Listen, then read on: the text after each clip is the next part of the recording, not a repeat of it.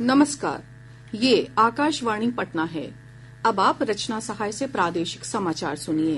पहले मुख्य समाचार। प्रदेश में कड़ाके की ठंड का दौर जारी। मौसम विभाग ने आज प्रदेश के उत्तरी भागों में शीत दिवस और घने कोहरे का येलो अलर्ट जारी किया। प्रधानमंत्री आवास योजना ग्रामीण के तहत प्रदेश में आवास विहीन परिवारों की पहचान के लिए 10 जनवरी से सर्वे का कार्य शुरू होगा। भाजपा ने प्रदेश अध्यक्षों और राष्ट्रीय परिषद सदस्यों के चुनाव के लिए प्रभारियों की घोषणा की। केंद्रीय मंत्री मनोहर लाल खट्टर बनाए गए बिहार के चुनाव प्रभारी। और बीपीएससी की 17वीं संयुक्त प्रतियोगिता की पुनर्परीक्षा कल। पटना जिले के 22 केंद्रों पर होगा परीक्षा का आयोजन। अब समाचार विस्तार से। प्रदेश में कड़ाके की ठंड का दौर जारी है। मौसम विभाग ने आज प्रदेश के उत्तरी भागों में 1-2 स्थानों पर शीत दिवस का येलो अलर्ट जारी किया है। विभाग ने अगले 2 से 3 घंटों के दौरान पूर्वी चंपारण, पश्चिम चंपारण, गोपालगंज, सिवान और सारण में 1 या 2 स्थानों पर घने कोहरे की चेतावनी जारी की है। इस बीच विभिन्न स्थानों पर न्यूनतम और अधिकतम तापमान में गिरावट से जनजीवन प्रभावित हुआ है। आज सुबह राजधानी पटना समेत विभिन्न स्थानों पर हल्के से मध्यम स्तर का कोहरा छाया रहा। इसके कारण सड़क, रेल और हवाई यातायात भी प्रभावित हुआ है। कई रेलगाड़ियां और उड़ानें अपने निर्धारित समय से देरी से चल रही है। इधर पिछले 24 घंटों के दौरान राज्य का औसत न्यूनतम तापमान 9 डिग्री सेल्सियस रिकॉर्ड किया गया। 4.4 डिग्री सेल्सियस न्यूनतम तापमान के साथ डेहरी और बांका राज्य के सबसे ठंडे स्थान रहे। मौसम विज्ञान केंद्र पटना के वैज्ञानिक ने बताया कि अगले 2 दिनों में ठंड से राहत की संभावना नहीं है। इसके बाद अगले 3 दिनों में न्यूनतम तापमान में 2 से 4 डिग्री सेल्सियस की बढ़ोतरी हो सकती है। अगले 48 घंटों के दौरान मौसम में कोई विशेष परिवर्तन की संभावना नहीं है। तत्पश्चात न्यूनतम एवं अधिकतम तापमान में अगले 3 दिनों में 2 से 4 डिग्री सेल्सियस की वृद्धि होने का पूर्वानुमान है। अगले 48 घंटों में पश्चिम बिहार एवं उत्तर बिहार के 1 या 2 स्थानों में शीत दिवस की भी संभावना है। इधर मौसम विभाग ने जनवरी माह के मौसम पूर्वानुमान में कहा है कि इस दौरान राज्य में शीतलहर की आशंका सामान्य या सामान्य से कम रहेगी। वहीं दक्षिण पश्चिम और दक्षिण मध्य भागों में न्यूनतम तापमान सामान्य से कम और शेष बिहार में सामान्य बने रहने की संभावना है। अत्यधिक ठंड को देखते हुए गया जिला प्रशासन ने आज से जिले के सभी विद्यालयों और कोचिंग स्थानों में सुबह के 9:30 बजे से संध्या 4 बजे तक पठन पाठन के निर्देश जारी किए हैं। प्री स्कूल और आंगनबाड़ी केंद्र भी इस आदेश के दायरे में रहेंगे। ये आदेश आगामी 8 जनवरी तक प्रभावी रहेगा। प्रधानमंत्री आवास योजना ग्रामीण के तहत प्रदेश में आवास विहीन परिवारों की पहचान के लिए 10 जनवरी से सर्वे का कार्य शुरू होगा। ये सर्वे 31 मार्च तक चलेगा। राज्य सरकार के कर्मी सर्वेक्षण के तहत गांव-गांव जाएंगे और ऐसे लोगों की पहचान करेंगे जो आवास विहीन तथा कच्चे मकानों में रहते हैं। राज्य सरकार के ग्रामीण विकास विभाग के आग्रह पर केंद्र सरकार ने सर्वेक्षण कराने और सूची बनाने की सहमति दी है। इस संबंध में ग्रामीण विकास विभाग के मंत्री श्रवण कुमार ने कहा है कि मुख्यमंत्री नीतीश कुमार के नेतृत्व में इस योजना के तहत पूर्व में बनी सूची के अनुसार लाभुकों को आवास का लाभ दिया जा रहा है। गौरतलब है कि प्रधानमंत्री आवास योजना के तहत 6 साल बाद सर्वेक्षण होगा। तिरहुत स्नातक निर्वाचन क्षेत्र के उपचुनाव में निर्वाचित वंशीधर ब्रजवासी आज बिहार विधान परिषद की सदस्यता के लिए शपथ ग्रहण करेंगे। परिषद के सभापति अवधेश नारायण सिंह उन्हें शपथ दिलाएंगे। शपथ ग्रहण कार्यक्रम सभापति के कार्यालय कक्ष में होगा। गौरतलब है कि यह उपचुनाव जदयू के वरिष्ठ नेता देवेश चंद्र ठाकुर के इस्तीफे के कारण सीट खाली होने के बाद कराया गया था। श्री ठाकुर ने सीतामढ़ी से सांसद चुने जाने के बाद परिषद की सदस्यता से इस्तीफा दे दिया था। भाजपा नेता और नवादा के सांसद विवेक ठाकुर ने नई दिल्ली में केंद्रीय वित्त मंत्री निर्मला सीतारमण से मुलाकात की। श्री ठाकुर ने आगामी बजट को लेकर बिहार के संदर्भ में कई महत्वपूर्ण विषयों पर बात की। उन्होंने नवादा के फुलवरिया जलाशय पर न्यूक्लियर पावर प्लांट की स्थापना, नवादा बिहार शरीफ नई रेल लाइन परियोजना और शेखपुरा बिहार शरीफ दनियावा न्योरा नई रेल लाइन परियोजना के उद्घाटन पर भी चर्चा की। दशमेश गुरु श्री गुरु गोविंद सिंह जी महाराज के 398वें प्रकाश पर्व को लेकर पटना स्थित तख्त श्री हरमिंदर साहिब की तैयारियां जोरों पर है। प्रकाशोत्सव में शामिल होने के लिए श्रद्धालुओं का जत्था पटना साहिब पहुंचने लगा है।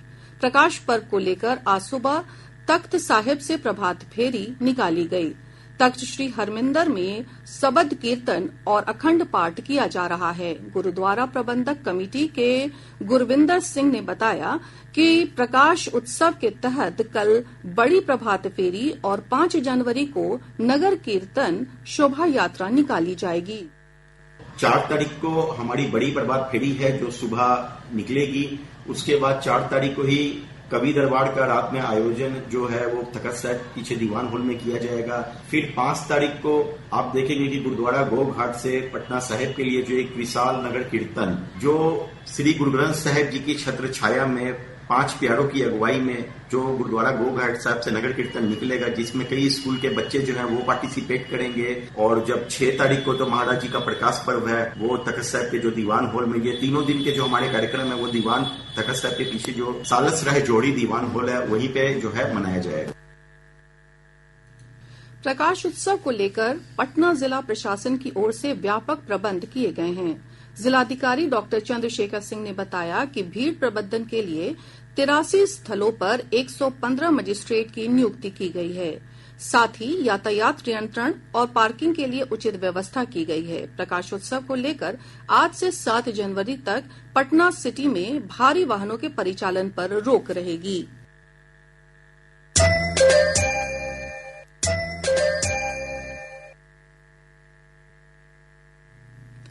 प्रादेशिक समाचार आप आकाशवाणी पटना से सुन रहे हैं।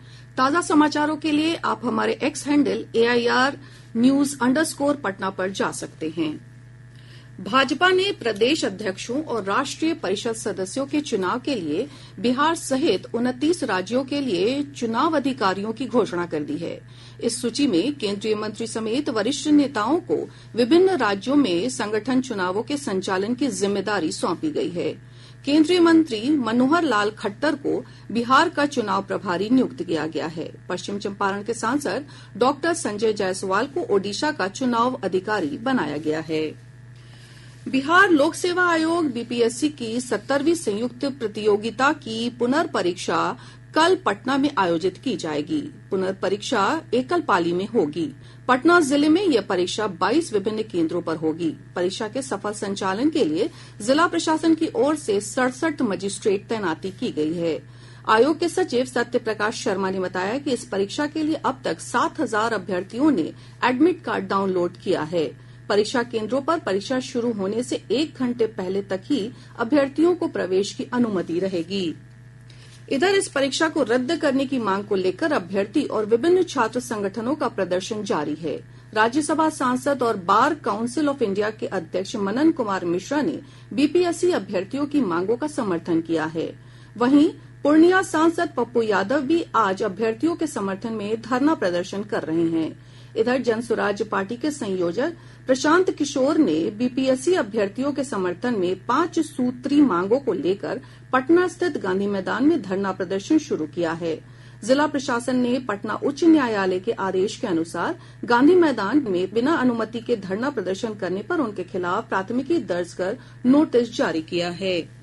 बिहार लोक सेवा आयोग की ओर से चयनित 36,947 अध्यापक और प्रधान अध्यापक की काउंसलिंग 7 से 10 जनवरी तक आयोजित की जाएगी। ये सभी चयनित शिक्षक राज्य में अनुसूचित जाति और जनजाति कल्याण विभाग की ओर से संचालित विद्यालयों में अपनी सेवा देंगे। बेतिया के मनसा टोला गुमटी के पास रेलवे ट्रैक पर बैठकर ऑनलाइन गेम खेलने के दौरान ट्रेन की चपेट में आने से 3 किशोरों की मौत हो गई। ये सभी 9वीं कक्षा के छात्र थे। आरपीएफ थाना अध्यक्ष निरंजन कुमार ने घटना की पुष्टि करते हुए बताया कि मुजफ्फरपुर नरकटियागंज पैसेंजर ट्रेन की चपेट में आने से ये हादसा हुआ। घटनास्थल से ईयरबड्स और मोबाइल फोन मिले हैं। उन्होंने बताया कि सभी मृतक बेतिया के मुफस्सिल थाना क्षेत्र के अकबर नगर के रहने वाले थे। सीमा शुल्क आयुक्तालय की टीम ने पूर्णिया में 43,000 किलो चाइनीज लहसुन जब्त किया है। जब्त लहसुन की अनुमानित कीमत 1,45,00,000 रुपए है। गुप्त सूचना के आधार पर सीमा शुल्क अंचल पूर्णिया ने 2,190 पैकेट चाइनीज लहसुन को ट्रक सहित जब्त किया है। सीमा शुल्क पटना के आयुक्त यशोवर्धन पाठक ने बताया कि चाइनीज लहसुन में इम्बेलेसिया अलील हानिकारक फंगस पाए जाने के कारण ये भारत में प्रतिबंधित है। राष्ट्रीय खेल पुरस्कार की घोषणा कर दी गई है। सबसे युवा शतरंज विश्व चैंपियन डी गुकेश, एक ही ओलंपिक में 2 पदक जीतने वाली निशानेबाज मनु भाकर, लगातार 2 ओलंपिक पदक विजेता पुरुष हॉकी टीम के कप्तान हरमनप्रीत सिंह और पारा ओलंपिक स्वर्ण पदक विजेता प्रवीण कुमार को इस साल देश का सर्वोच्च खेल सम्मान मेजर ध्यानचंद खेल रत्न पुरस्कार से सम्मानित किया जाएगा। एक रिपोर्ट। 32 खिलाड़ियों को अर्जुन पुरस्कार प्रदान किया जाएगा। इनमें धावक ज्योति राजी, मुक्केबाज नीतू और स्वीटी, शतरंज खिलाड़ी वंतिका अग्रवाल, हॉकी खिलाड़ी सलीमा टेटे, अभिषेक, संजय, जर्मनप्रीत और सुखजीत सिंह शामिल हैं। पैरा तीरंदाज राकेश कुमार, पैरा एथलीट प्रीति पाल, दीप्ति जीवन जी, अजीत सिंह और सचिन खिलाड़ी को भी अर्जुन पुरस्कार दिया जाएगा। भारत के पहले पैरालंपिक स्वर्ण पदक विजेता पैरा तैराक मुरलीकांत पेटकर और 1970 और 1974 के एशियाई खेलों के पदक विजेता एथलीट सुच्चा सिंह को अर्जुन पुरस्कार लाइफ टाइम से सम्मानित किया जाएगा। Para shooting coach Subhash Rana, shooting coach Deepali Deshpande, hockey coach Sandeep Sangwan, badminton coach S Muralidharan और फुटबॉल कोच अर्मांडो एग्नेलो कुलैको को द्रोणाचार्य पुरस्कार प्रदान किया जाएगा। Physical education foundation of India को राष्ट्रीय खेल प्रोत्साहन पुरस्कार दिया जाएगा। पुरस्कार विजेता इस महीने की 17 तारीख को राष्ट्रपति भवन में एक समारोह में राष्ट्रपति द्रौपदी मुर्मू से पुरस्कार प्राप्त करेंगे। अनुपम मिश्र, आकाशवाणी समाचार, दिल्ली। पटना में आयोजित 68वीं national school games rugby under 14 प्रतियोगिता में बिहार की टीम चैंपियन बनी है। बालिका वर्ग के फाइनल मुकाबले में बिहार ने ओडिशा को 10-5 से, जबकि बालक वर्ग में महाराष्ट्र को 50-0 से भारी आंकड़ों से हराकर खिताब पर कब्जा किया है। इधर दिल्ली में संपन्न राष्ट्रीय लॉन बॉल चैंपियनशिप में बिहार के चंदन ने कांस्य पदक जीता है। चंदन मुंगेर जिले के रहने वाले हैं। अब पटना से प्रकाशित प्रमुख समाचार पत्रों की सुर्खियां। आज के सभी समाचार पत्रों ने अलग अलग खबरों को प्रमुखता से प्रकाशित किया है। हिन्दुस्तान की सुर्खी है, अवैध खनन की कार्रवाई में सहयोग करने वालों को सम्मान। मुख्यमंत्री नीतीश कुमार ने बिहार योद्धा सम्मान की शुरुआत की। दैनिक जागरण की प्रमुख खबर, पंचायतों में रोटेशनल आरक्षण के लिए नया मॉडल होगा तैयार। अखबार लिखता है, केंद्र सरकार ने शुरू किया चिंतन, मंत्रालय बनाएगा रिपोर्ट। दैनिक भास्कर का शीर्षक है, लालू का नीतीश का ऑफर, तेजस्वी की मनाही पर घमासान। जदयू भाजपा बोली, चुनावी हार का डर से कंफ्यूजन पैदा कर रहे हैं पिता पुत्र। और अब अंत में मुख्य समाचार एक बार फिर। प्रदेश में कड़ाके की ठंड का दौर जारी। मौसम विभाग ने आज प्रदेश के उत्तरी भागों में शीत दिवस और घने कोहरे का येलो अलर्ट जारी किया। प्रधानमंत्री आवास योजना ग्रामीण के तहत प्रदेश में आवास विहीन परिवारों की पहचान के लिए 10 जनवरी से सर्वे का कार्य शुरू होगा। भाजपा ने प्रदेश अध्यक्षों और राष्ट्रीय परिषद सदस्यों के चुनाव के लिए प्रभारियों की घोषणा की। केंद्रीय मंत्री मनोहर लाल खट्टर बनाए गए बिहार के चुनाव प्रभारी। और बीपीएससी की 70वीं संयुक्त प्रतियोगिता की पुनर्परीक्षा कल। पटना जिले के 22 केंद्रों पर होगा परीक्षा का आयोजन। इसके साथ ही आकाशवाणी पटना से प्रसारित प्रादेशिक समाचार का ये अंक समाप्त हुआ। आकाशवाणी पटना से अगला समाचार बुलेटिन दोपहर बाद 3:10 पर प्रसारित किया जाएगा।